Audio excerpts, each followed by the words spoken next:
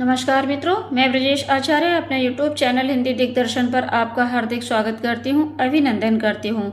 आज हम कक्षा 12 हिंदी के काव्य खंड में सूर्यकांत त्रिपाठी निराला द्वारा संकलित कविता है बादल राग, इसका अध्ययन करेंगे।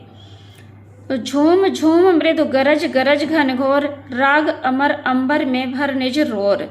तो शीर्षक है बादल राग। तो बादल राग कविता के माध्यम से कवि निराला जी कहते हैं कि बादलों का आह्वान करते हुए कहते हैं कि हे बादलों, तुम मंद मंद झूमते हुए अपनी घनघोर गर्जना से संपूर्ण वातावरण को भर दो, ताकि जो पूंजीपति वर्ग है वो तो परेशान हो जाएगा और जो शोषक वर्ग है, जो शोषित वर्ग है, उसके हृदय में आनंद हो जाएगा, वो आनंदित हो जाएगा।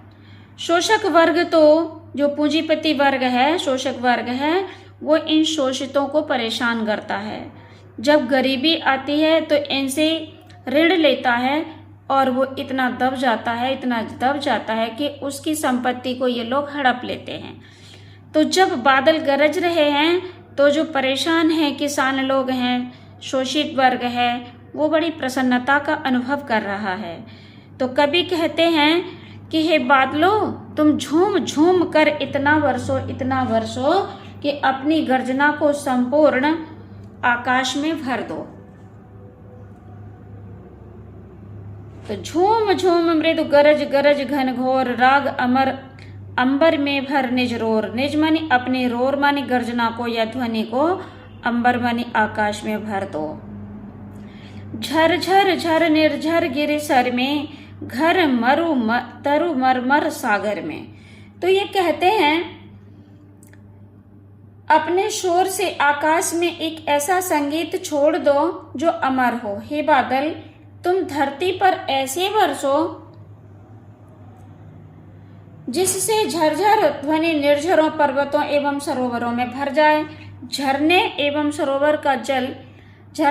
सरोवर जल से परिपूर्ण होकर सरसता का संचार करें।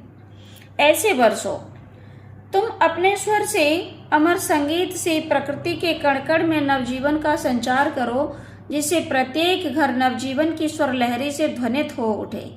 तुम ऐसे बरसो जिससे मरुस्थल के हरे वृक्ष हरे भरे होकर मरमर की ध्वनि करते हुए लहराने लगें। समुद्र नदी आदि में बिजली की गति भर जाए। इसके विकास की गति को देखकर पवन भी आश्चर्यचकित हो जाए।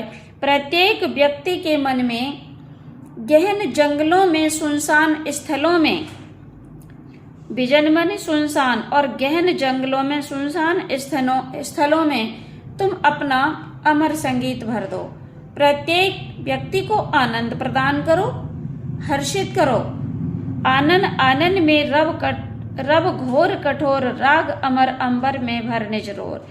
तो हे बादलों, तुम प्रत्येक व्यक्ति के मुख पर अपनी ध्वनि, रब मानी ध्वनि को, घोर कठोर, अपनी कठोर ध्वनि को भर दो और आकाश में अपने रोर को, अपने शोर को, अर्थात अपनी गर्जना को भर दो, अपने अमर राग को भर दो। ऐसा कवि ने बादलों से आह्वान किया है। कवि कहते हैं, अरे बरस के हर्ष बरस, तू बरस बरस रसधार। हे बादलों, तुम ऐसे बरसो कि अपने जल को अमृत की धारा बना दो।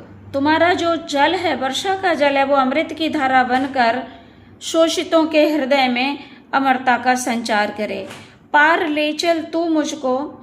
बादलों से कहते हैं कि तुम इतना बरसो कि मुझे बहाकर अपने साथ ले चलो और दिखा मुझको भी निज गर्जन भैरव संसार, और मुझको भी अपनी गर्जना का भयानक संसार दिखा दो। ऐसे बरसो बादलों कि मेरे हृदय में उथल पुथल मच जाए। मचा हलचल, चल रे चल पागल बादल, तू बरस। हे बादलों, चलो तुम बरसो और तुम्हारे वर्षा के जल से धसता दलदल नीचे धस जाए, जल ऊपर हो जाए। हंसता है नद खल नदमन, नदी नाले अर्थात नदियां आदि, ये खलखल करती हुई हंसती हुई सी दिखाई दे, अर्थात जब इनमें बहाव होगा तेजी से तो खलखल की ध्वनि करते हुए बहेंगे। बहता कहता कुलकुल कलकल नदी नाले सब कुलकुल की आवाज करते हुए, कलकल की आवाज करते हुए बहने लगे।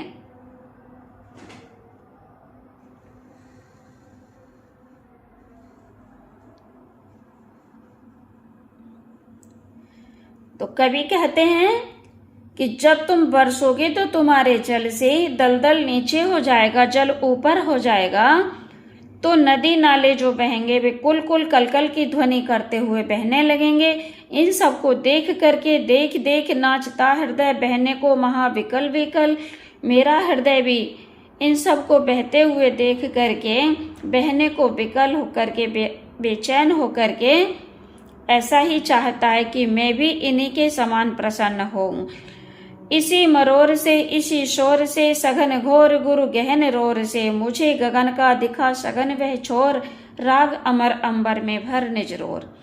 तो कवि कहते हैं इसी मरोर से इसी शोर से, जिस तरह से ये नदियां बड़ी मरोड़ लेकर के बह रही हैं, कलकल की ध्वनि करती हुई बह रही हैं, और सघन घोर गुरु गहन रोर से अर्थात अपनी भयंकर गर्जना से, मुझे गगन का दिखा सघन वह छोर, मुझे आकाश का बड़ा घना वह छोर वह किनारा दिखा, जिसमें अपने अमर राग को तू भर दे, अंबर में भर निज रोर। अपने तेरी गर्जना से भरे हुआ जो आकाश है, तेरी गर्जना से भरा हुआ जो आकाश है, और उस आकाश में तेरे जो अमर राग भरा हुआ है, वैसा वह आकाश मुझे भी दिखा। शीर्षक आता है आगे संध्या सुंदरी। तो संध्या का जो समय है उसे कवि ने एक सुंदरी के रूप में चित्रित किया है। यहाँ मानवीकरण अलंकार का सहारा लेते हुए कवि ने लिखा है, ये संध्या सुंदरी वह समय है, संध्या जब शाम का समय होता है, तो दिवसावसान का समय कवि ने लिख दिया कि दिवस के अवसान का समय, अर्थात जहां दिन छिपने को जा रहा है ऐसा वह समय। दिवसावसान का समय मेघमय आसमान से उतर रही है वह संध्या, अर्थात अंधकार सा होता चला आ रहा है। उसी अंधकार को संध्या के रूप में एक नारी के रूप में कवि ने चित्रित किया है, और उसे संध्या रूपी सुंदरी परी सी कहा। उस संध्या को एक सुंदरी परी के समान कहा, जो कि धीरे धीरे मेघमय आसमान से नीचे की ओर आ रही है। तिमिरांचल में चंचलता का नहीं कहीं आभास, मधुर मधुर हैं दोनों उसके अधर। तिमिरांचल में, तिमिर कहते हैं अंधकार, अंधकार के आंचल में चंचलता का कहीं आभास नहीं होता, अर्थात ज्यों ज्यों दिन छिपता जाता है त्यों त्यों शांत वातावरण होता जाता है। मधुर मधुर हैं दोनों उसके अधर। उस संध्या रूपी नारी के, स्त्री के दोनों अधर जो हैं, एक आकाश दूसरा पृथ्वी, ये दोनों अधर जो हैं बड़े मधुर हैं, किंतु जरा गंभीर नहीं है उनमें हास विलास। बड़ी गंभीरता है उनमें, हास और विलास बिल्कुल भी नहीं है। हंसता है तो केवल तारा एक। संध्या के समय जो सबसे पहले एक ध्रुव तारा निकल आता है वही हंसता सा दिखाई दे रहा है, और चारों ओर वातावरण शांत है। वो कैसा प्रतीत होता है कि गुथा हुआ उन घुंघराले काले काले बालों से हृदय राज्य की रानी का वह करता है अभिषेक। काले काले संध्या रूपी सुंदरी के काले काले बादल, काले काले बाल जो हैं वो काले काले बादल बता दिए। अंधकारमय आकाश जो है, तो उस अंधकारमय आकाश के बीच में एक तारा गुथा हुआ सा दिखाई देता है, और ऐसा प्रतीत होता है मानो वह अपने हृदय राज्य की रानी का अभिषेक कर रहा हो। अलसता की सी लता किंतु कोमलता की वह कली। संध्या का जो समय होता है तो प्रत्येक व्यक्ति को आलस्य लेकर के आता है, परंतु कोमलता की कली अर्थात बड़ा मधुर लगता है।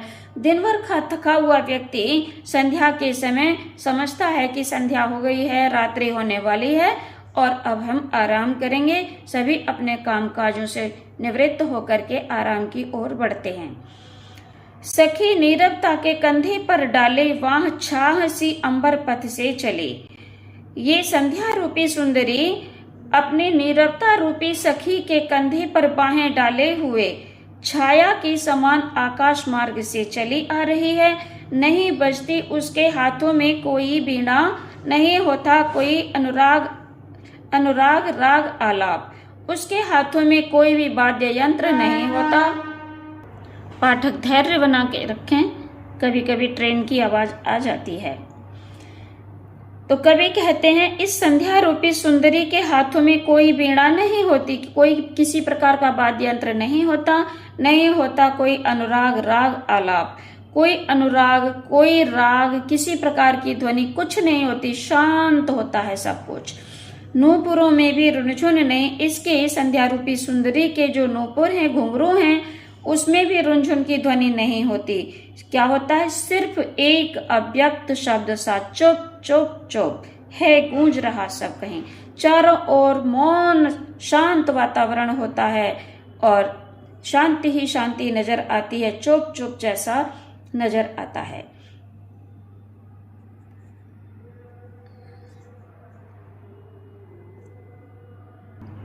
ये संध्या रूपी सुंदरी व्योम मंडल में, आकाश मंडल में, पृथ्वी तल पर सोती हुई सी नजर आती है। कहाँ कहाँ? शांत सरोवर पर, उस अमल कमलिनी तल में, उच्च स्वच्छ कमलिनी के तल पर और शांत सरोवर में, सौंदर्य गर्विता सरिता के अति विस्तृत वक्षस्थल में। ऐसी कोई नदी जो अपने सौंदर्य के घमंड में होकर बह रही हो, उसका जो वक्षस्थल है, उसका जो घेराव है, वो बहुत अत्यंत विस्तृत हो।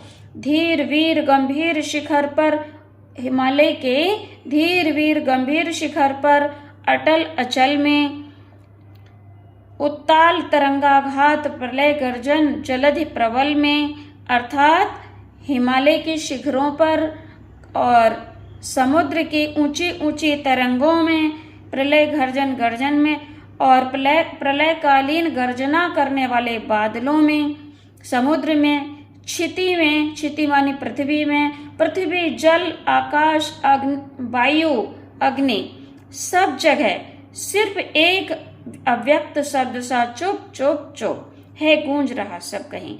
सब और बस एक ही शब्द सुनाई देता है, चुप चुप चुप, अर्थात एकदम शांत मौन जैसा शब्द सुनाई देता है।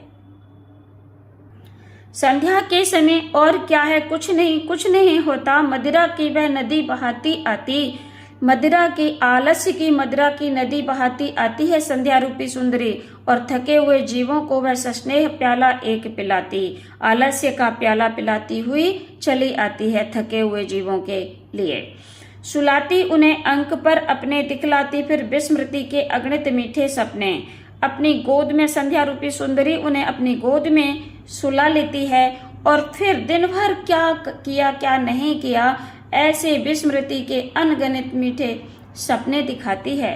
अर्धरात्रि की निश्चलता में हो जाती जब अर्धरात्रि का समय होता है, सब और कहीं भी हलचल नहीं होती, सब सोए हुए होते हैं, तो ऐसे समय में कवि का बढ़ जाता अनुराग, विरह कुल कमनीय कंठ से आप निकल पड़ता तब एक विहाग।